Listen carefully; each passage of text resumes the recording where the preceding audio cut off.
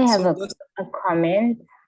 okay, please It's go not a ahead. question. And I think I'm going to comment from the perspective of introverts because I am one. And just also from the perspective of, I'll say, Black people, or most Black people, to not generalize. So we've been socialized as Black people to sort of not network, in the sense that, you know, older people are older people and you're supposed to respect them, and respecting them means that you don't talk to them unless they talk to you.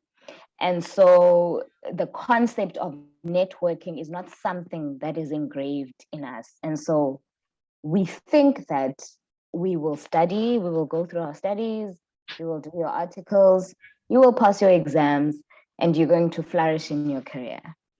That's the expectation. And that is something that doesn't happen. And so people get disappointed that it doesn't happen because they don't understand the importance of networking. So there's that. Then there's the issue of introverts, because I don't know, as an introvert, for me, networking has been introduced as this event that happens with lots of people, and I'm expected to network and talk to these lots of people. And so that's something that doesn't naturally come to me. And so I think before, even now, I would avoid these things called networking sessions. So I think it's important for graduates to understand the meaning of networking, and to not think that it's just this, oh, okay, there's an event today and you are expected to speak to this person, this person, this person, you're expected to get this number and this and make these connections, etc. I think it's deeper than that. I think networking is about recognizing how, as human beings, just on a very basic level, how we are all connected as human beings. And this is before your career, before your social standing, before your rank at work. We are all connected, and something connects us. And so I think if you see networking as that, it's easier to network, firstly, as a Black person and also as an introvert. And so, for example, in this space, just a very simple example of this space, I've known Malusi since 2012.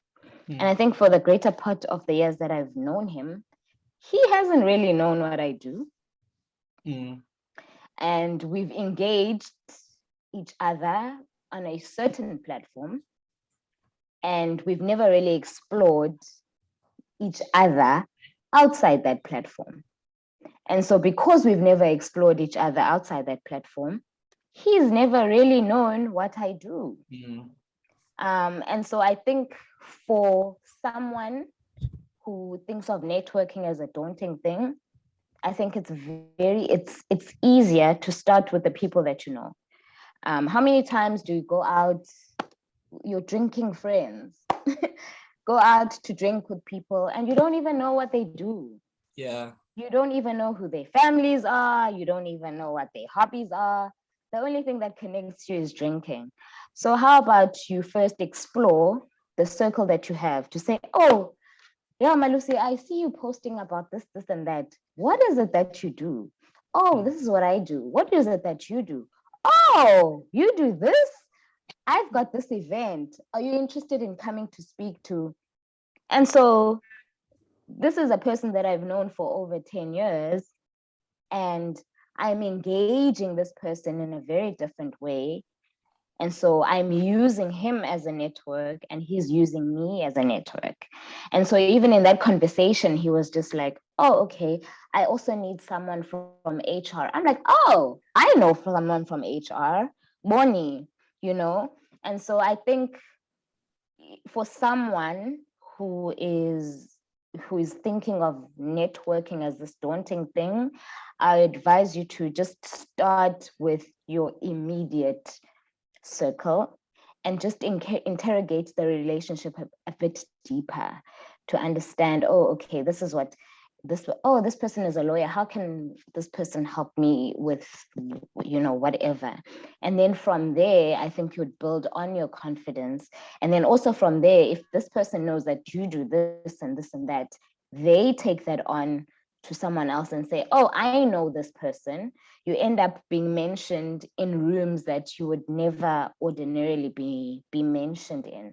And I think as a starting point for someone who just doesn't know what is this big networking thing, I think as a starting point, it's just a very, very important to use your immediate circle.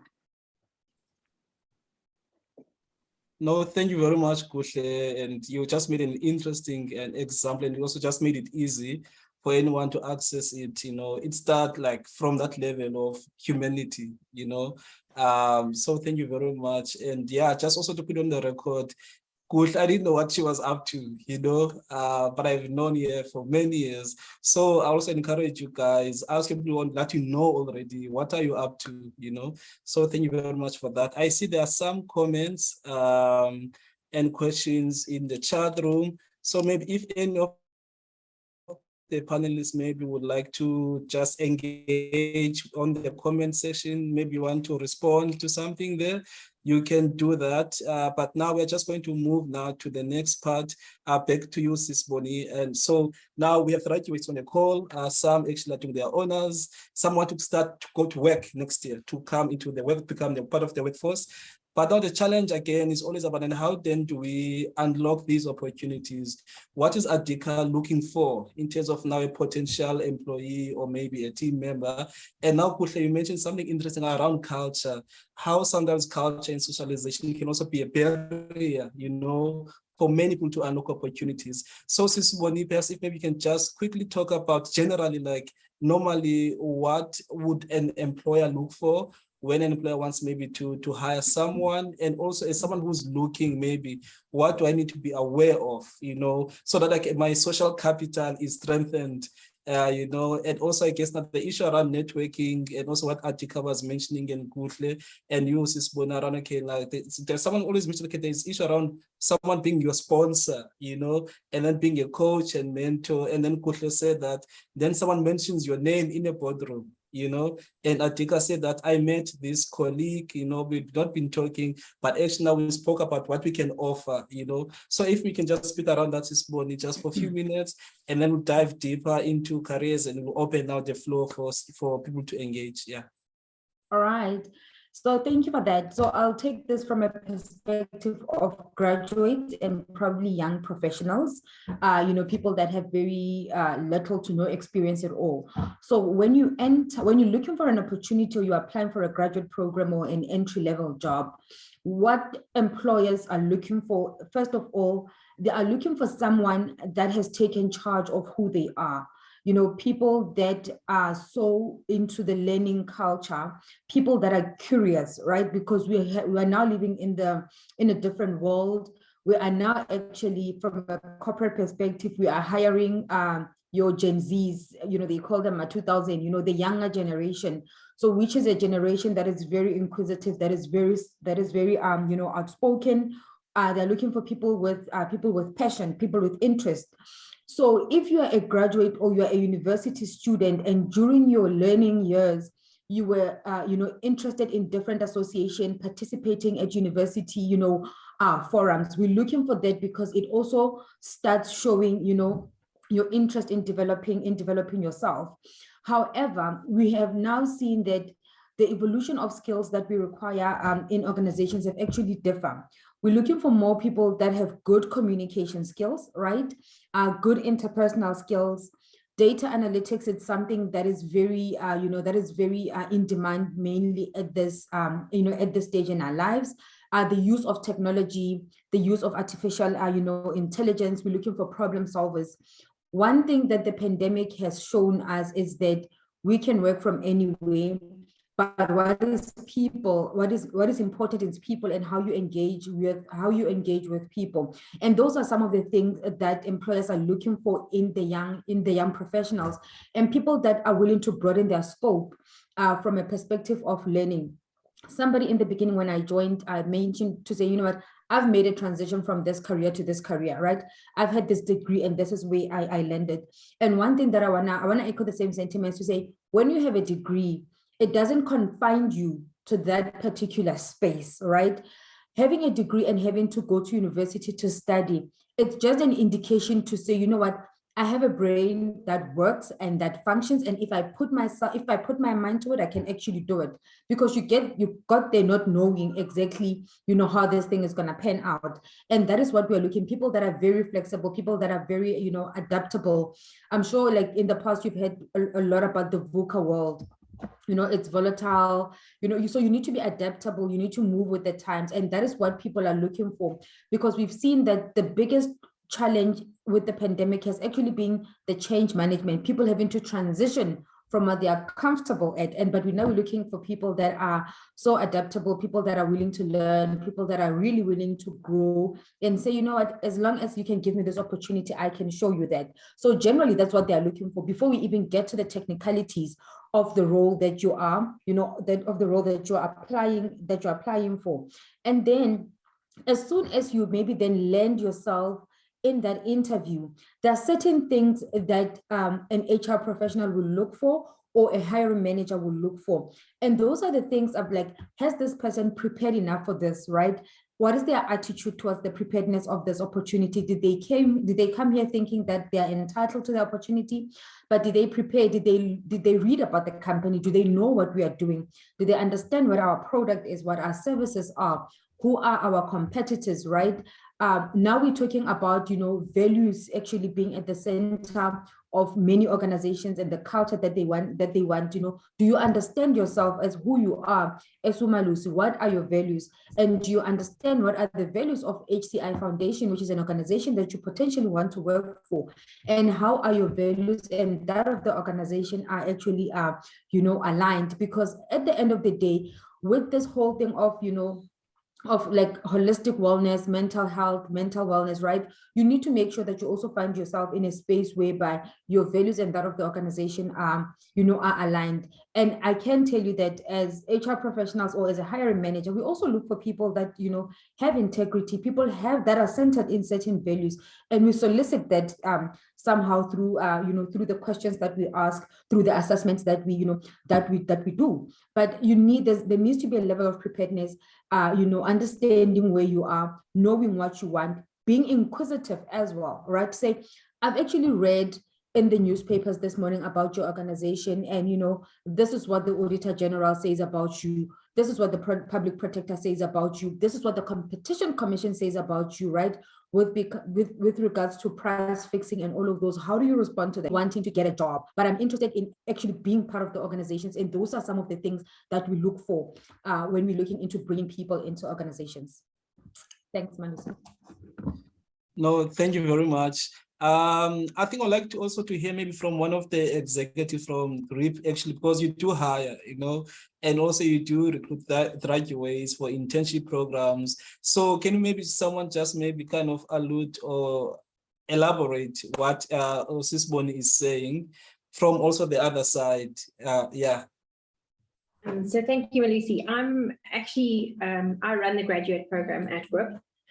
So not only regulatory compliance, but I'm also learning and development. What we tend to look for is just what was said. You need to be prepared and show an interest in what GRIPP is all about. We also look for people who are a little bit of out of the box thinker. We offer a Vac Student Program, which is actually quite a nice way. I always say it's nice to try before you buy, where you get an opportunity to join GRIPP for a week during your study year while you have vacation. And that way you can also test, like was said, are the values of GRIPP aligned with your values, and will you bring what you need to bring to the company? And GRIPP also gets the opportunity to see how do you work, how do you interact with others, a lot of people on this call have said introverts. Most accounting professionals are introverts by nature, but we tend to work a lot with people and have to engage with people, and that's how we can assess it. So yes, it does go about how well are you doing at varsity, but it is that personal touch and how you do in your interview that is so important. And when you're given that opportunity to do an internship, where in our case you are required to study for a further 2 years, it's how you put the effort into getting that study done and getting across the line to show that when your 2 years are up, would you be somebody that GRIPP is willing to take in as a permanent employee? So it's always taking those opportunities and working as hard as you can. And being yourself. Being yourself is the best advice I could give for anybody. When you interview, we're all nervous. Take those nerves, but run and show your true self.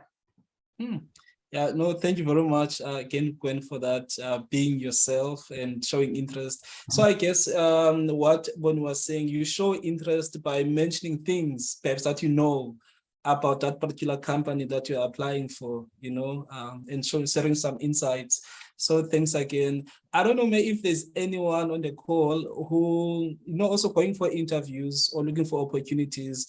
Culture sometimes can be a barrier also, or your socialization. Just back to what Kuhle was saying, is anyone on this call maybe that has had similar experiences where maybe your socialization maybe was a blockage for some of the opportunity that you wanted to unlock, where you feel like, I can't do that, or I don't know how to go about it, or I don't have the confidence, or the self-esteem just to break out of it? Or maybe actually if someone can also talk about how do we break out of the confines of our own socialization? How do we expose ourselves to other things that can help us kind of break out of those confines?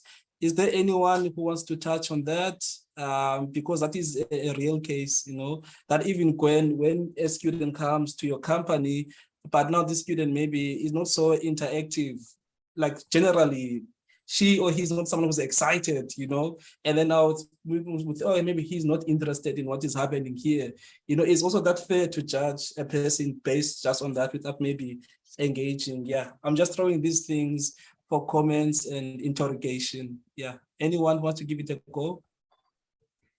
So from our side, what is nice is that we also look at the quality of work that if you're doing that Vac program. So the quality of the work. So we'll give you a section, you'll complete it, and then we'll look at how well did you present that work. And what is so nice in many advisory firms is that we have a lot of young professionals within our organization. And I always find that there's always one in the group that sort of engages with the students and then builds those relationships and kind of brings them out of their shell so that they feel like they can be who they are, which is really nice. But it's a combination. So it's not, you might be very quiet, but you ask relevant questions, but your work is amazing. So we look at it all. It's a combined full package. Okay. May I also just add to that, Melusi? I know that we've got graduates and postgraduates on the line, but sometimes even when we are during our experienced hire program, and even with our Vac Student Program, sometimes the student has the opportunity to interview with a number of us in the firm. So it's myself, when we may get Ritesh on, some of our other directors and so on. So this student has the opportunity to present their case to a variety of different people, and they're exposed to different people, and they may behave differently amongst a different grouping, right? And that's when you get to observe that person, and you get to see what makes them excited, what makes them happy, and so on. So the thing is, in an interview situation, I think it's critical, and I just want to reiterate what Quinn said, because between the two of us, we have done hundreds of interviews within the GRIPP environment, and then obviously at the other firm that we worked with. But some of them were successful and some were not. But what really stands out for us, particularly when we leave the interview and we sit down, is immediately in an interview, you're drawn to a person on the basis of their level of excitement, in terms of, it's not about what they know about the firm. Half the time, the guys don't even know what GRIPP does, but it's what they want. okay? And how they articulate what they want and how they're going to go about achieving that. And for us, it's not about what they're willing to give us. It's about how can we learn together and how can we all reach a common goal, you know? And when a student, I often liken these interviews, and Gwen and I have children of the same age. And this is for all those that are parents on the call or they're potentially going to be parents and so on. You can have children, you can have a profession, you can have a qualification, and you can have the balance. Okay, so you need to take that message. But we've got children that are 17, 18 years of age. And when we interview these youngsters coming out of university, and I often reflect and we say, oh my God, you know what? We really want our kids to be in a position that when they get into an interview situation, they walk out happy. They get the opportunity, you know, and so on and so forth. Now, a lot of the time when you walk into an interview situation, the interviewer may not really be looking to assist you, may not be looking to learn about you, may just be doing it because, well, they need to interview and get on with it because there's 100 people to follow. But you've got to get to the point where you want your interviewer to be interested in you, where you're willing to share with them. You know, you don't need to go into your life stories, but you need to be real. Okay. So coming out of varsity, I remember when I was at university, we had something called a graduate recruitment program. And some of the big four firm arrived at the university and they put these stalls across the quad. And, you know, you'd put your name on a piece of paper and they'd say, come for an interview. And then you'd arrive for this interview and you actually had no clue. I didn't know what KPMG did or PwC for that matter. I was green, a first-year student, just knowing that they're an audit firm. But, you know, you get there and you say, I actually don't know. I want to learn about it. I want the opportunity. I want to be able to come through, do some vacation work. I've never been on a plane before. How do I get to Johannesburg? Will you give me some accommodation? What am I going to learn? You follow? It takes me back 23 years ago when, you know, I was green. But walking into an interview and not pretending to know everything is also okay. You know, just be yourself, be warm, and want to understand. Don't be arrogant. Be greedy for knowledge, even in that interview. If you walk out of there without a job, but be greedy to understand and learn, because every interview carries you into the next interview with a skill that you didn't have when you entered the first one. You know, so don't be fearful, because this interview that you've had forms part of your network. And that network keeps growing throughout your career. You may have 2 jobs in your career like me, or you may have 20, but you're still building the network. Yeah. No, thank you very much, Atika, for those insights. This is very helpful. And also just to get different views, you know, and also maybe also about then how then do you put those views together and then as a graduate. So thank you very much. Now we're going to move to the big part of this session where we do a deep dive. Is it called a deep dive? Into then these different professions, what it takes, how to get there, which institutions you need to be familiar with, where do you need to belong. Bonnie mentioned that maybe also belonging to some organization can help in terms of building your networks. So what are those institutions? But before we do that, Nathan, if you don't mind, can you take the mic? You had a question in the chat room. Maybe then the colleagues from GRIPP can start with that before, and then we do the deep dive. Nathan? I'm Lucy. How are you? I'm good, bro. How are you doing? Good. Good. Let me turn my camera on. Okay. Okay. Yeah, we can see you. Okay. Please go ahead. You had a comment and a question in the chat room, or maybe you can just react to what has been said here already. Over to you, Brian. Yes. Just for a few minutes, 2 minutes or 3 minutes. Yeah. Okay. Thank you, GRIPP team for presenting. It's always it's always a blessing to get insight or guidance from guys in the field of what we study as students.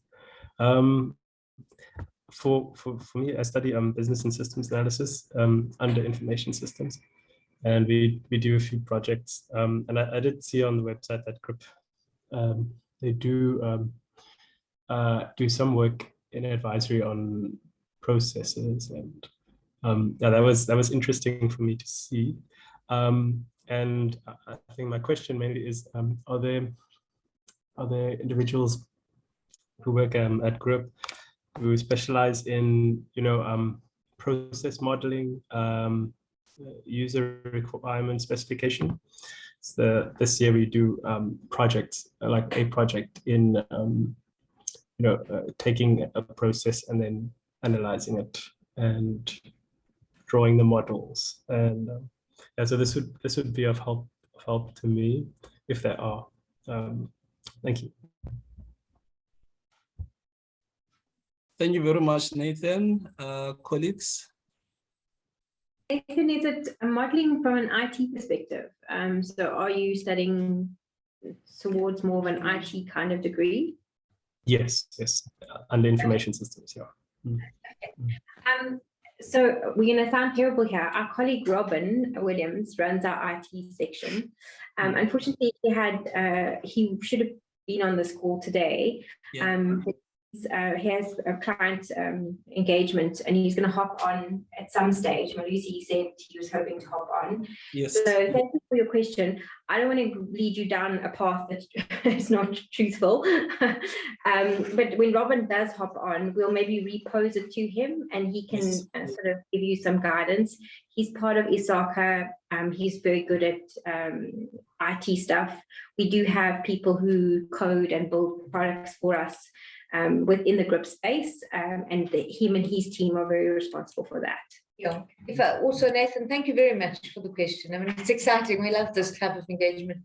We can also, Gwen, share Robin's details. Yes, should you not be jump on time. And I'm sure I'd be more than happy to engage you further. All right. Good luck with that. No, thank you. Nathan, Thank you. can I offer something? I mean, I might not be able to be very techy about it, but I think it will also tie in with sort of like the skills, what you were asking Malusi about, like what are people looking for, what are the skills that are required.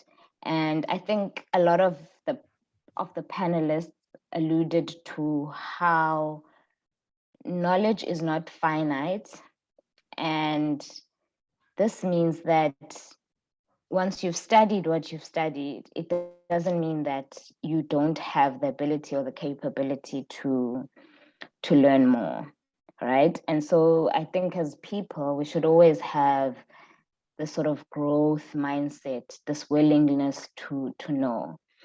I also think that with COVID-19, it sort of brought a shift in what employers are looking for, and also in terms of what the world demands. And so, for example, there's this thing that's called, I don't know if any of the graduates are familiar with it, but I encourage you to go Google and learn the 21st century skills of the future. And so this talks about us not moving away from the technical aspects of what you learn, but also very much heavily focused on the soft skills and also the digital and technological skills. And so if you go deeper into it, you can literally type in any profession or any job, and you can ask, how will this job change in 10 years' time? And so this employs you as accountants or as information systems analysts to say, okay, I've studied what I've studied, but how will it change in the future? And what will I need to be in the future? And so, for example, in my case, I'm currently studying a data course. And so when you mentioned process, analyzing of processes and modeling of data and writing code, I was very familiar with that in the sense that I'm currently doing a course in that, because I recognize that for me to excel in my job in the future, I'm going to have those skills. And so it's also about thinking about the soft skills that you're going to need in the future to say, what can I read? I mean, you can teach yourself coding. You can literally go online and teach yourself how to code, how to analyze data, how to model data. And so it's about you thinking about what skills are going to be needed in the future, of those skills, what skills do I have? What skills don't I have? And going to just learn those skills to equip yourself, to be prepared for the future or the future way of working. Yeah, thank you very much, Kuhle, for that, Nathan. So guys, if you have questions, please continue to post in the chat room. We'll pick up those questions and then they will come into the fold. Simangele, I'll just like to come to you. Can you just maybe talk to us about your journey, like your profession, you know? Maybe there are somebody on the call who wants to become internal auditors or do something similar to what you have done. And also have an interesting story, that transition that you made, you know, into internal auditing. So please, can you just come on the line just for about 5 minutes? Okay, so you want me to touch into the journey when I started at F&B and then transitioning to internal audit, right? Yes, yeah. Oh, okay. So as I said earlier, I worked as a customer service representative, but it still had my passion in internal auditing. So in the journey, you have to invest in yourself. You have to take yourself as a brand because you are still serving where you are. So I was at F&B, I was a customer service representative. So I made sure that I learned some skills where I was in terms of dealing with customers, and also investing in myself in making sure that I still engage with some of the internal auditors that I know that are practicing in the field, or the ones that I studied with that managed to get some training contracts in the field.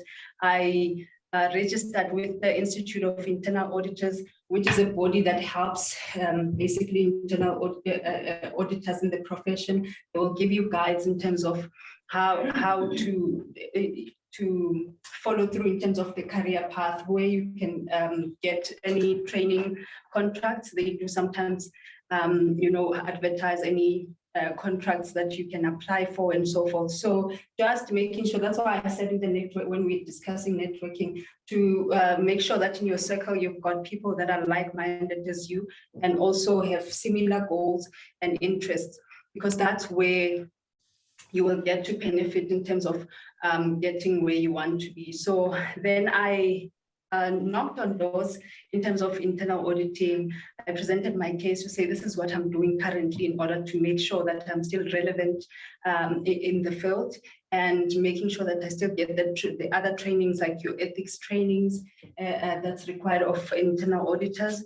And then finally got a training contract offer, one of the Big Four firms, which is where I spent most of my time in the internal audit space.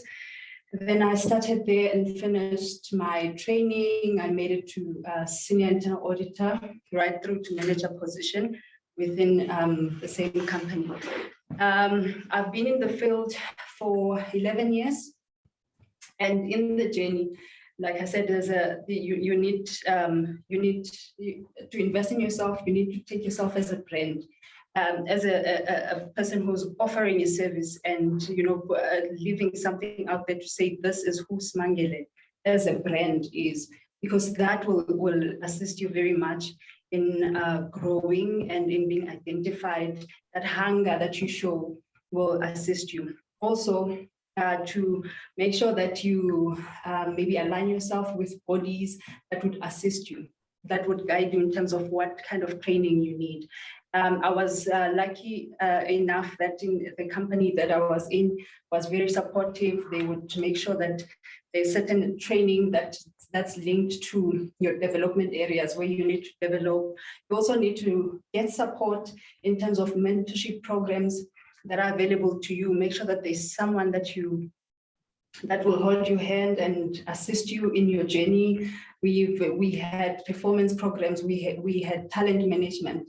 And also, I'm an introvert as well. And what assists in networking is to take those opportunities, when there's breakfast sessions with either colleagues, either clients, just join in, in those conversations, because once you are at the table, then you will be able to at least talk to one person.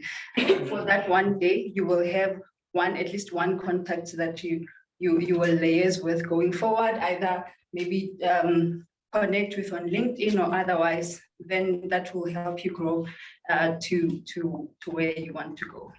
Okay, thanks very much, Sima. Maybe can you just do it this way? So just like what was your first qualification?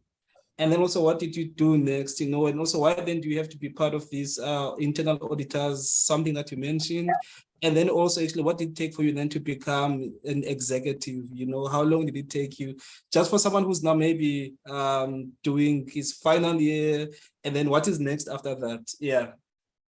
So if you're doing your final year, the next step is to do your training. So when you do your training for about, I think it differs from organization to organization. Some offer it for 2 years and some offer it for 3 years, where you will do your internal audit work. So I've got a BTech in internal auditing. And immediately after that, I started pursuing my certified internal auditor designation. It's got a number of parts, board exams that you take. Then it was 4, right now it's now 3 parts. And I think there's a new career path that the institute take learners through from the IAT program. Back then, when I started, you were able to do the certified internal auditor without having to do an IAT program. But now there's a career path. I think it's IAT. Then you get to manager position, and then there's just a career path that you follow in order to get to the very top one, to be certified as an internal auditor, right? But when I was still doing it, I did the CIA, I attempted it, I passed, I think part 1, 2, struggled with that part, but there were 3 board exams that you have to go through. Then once you demonstrate that you've got the experience that's required and you've passed your exams, then you become certified internal auditor. I think it took me about, maybe it's 3 years, 4, maybe 5 years. Then I made it to supervisor position, and then maybe another 1.5, I made it to manager position. And that entirely depends on what the qualification you have first, because certain levels, depending on organization to organization, they may require you to have certification or designation of some sort over and above your degree that you get from a university. And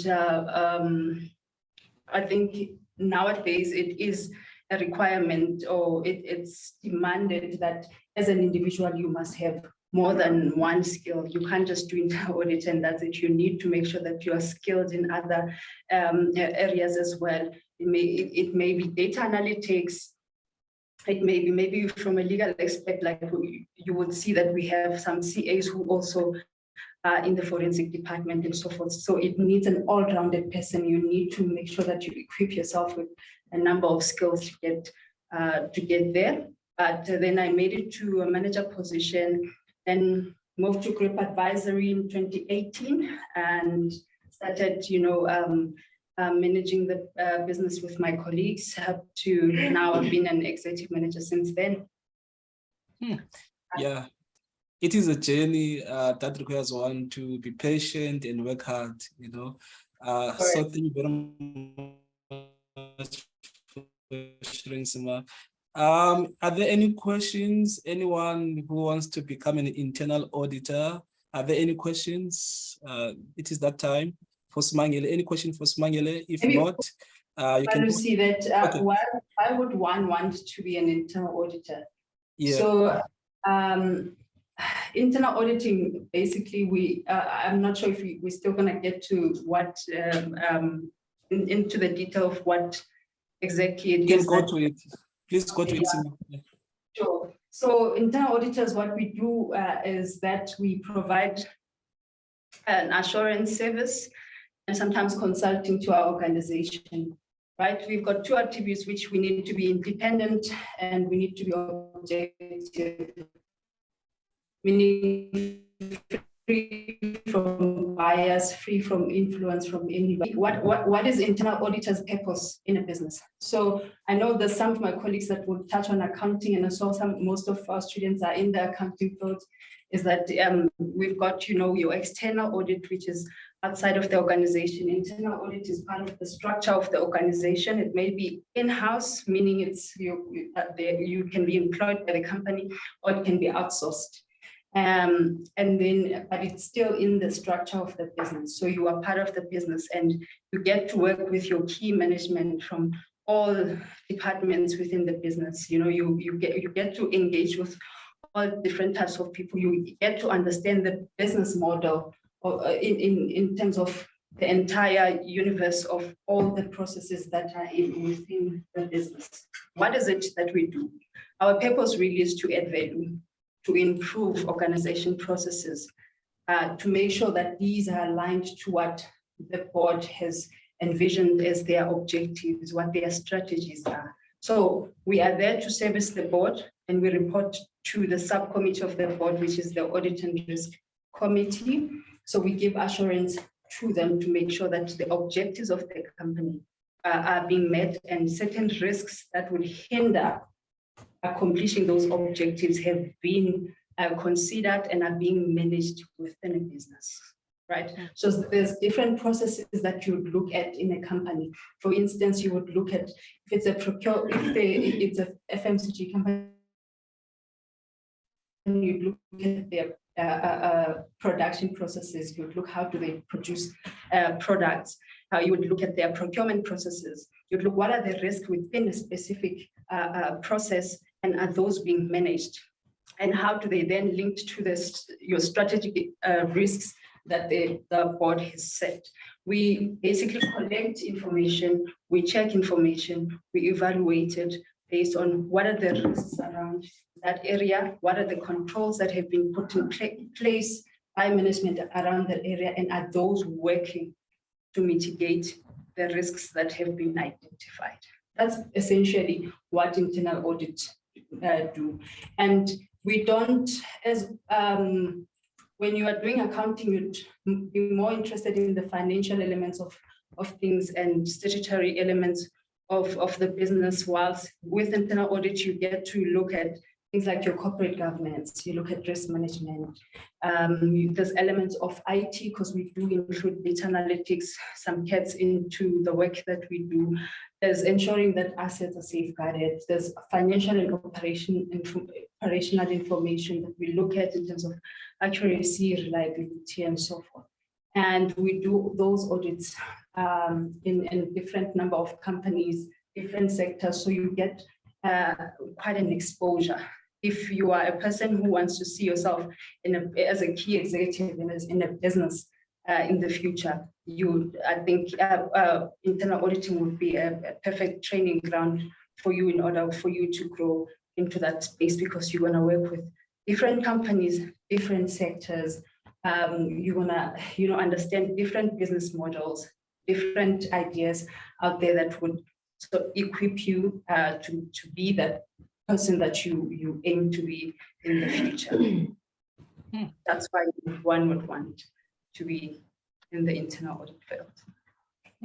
No, thank you very much. It sounds like so diverse. There are many opportunities, that one can tap into with this kind of qualification. Thank you very much, Sima. Deborah, do you want to come in? You can go ahead and ask your question or comment. Good day, everyone. Yes, I have a question for Sima Mgele about internal auditing, because I aspire to also be an internal auditor one day. I would like to ask, because we moved into a digital area, a digital world. So as I know, internal auditing is all about controls in the company and all of that.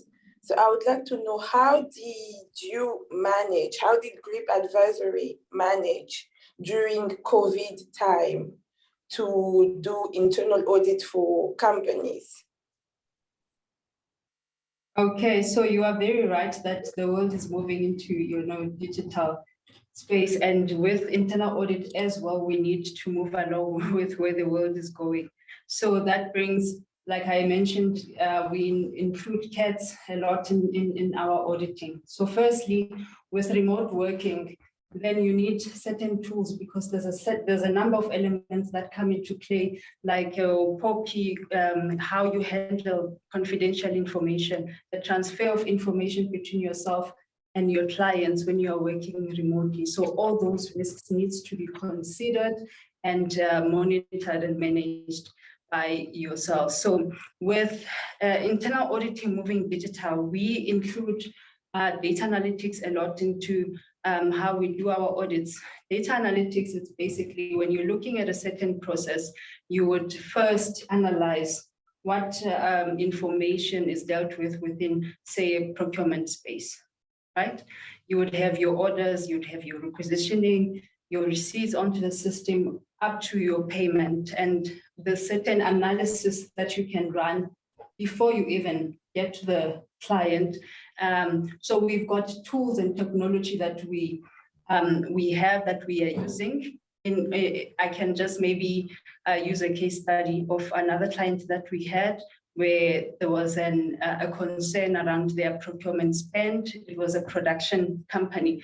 What we did, we built tools where we are able to get into their servers, extract data, run analysis in terms of linking as to who are the approvers of the purchases that are being made, from which plants are those purchases being made, and linking from the approvers and the clients. Can we link in terms of who approved the orders and how do they relate to the client potentially to see if there's any conflicts of interest? And with data analytics, we're able to link to say, okay, these are the approvers and these are the buyers from the client. And then with running some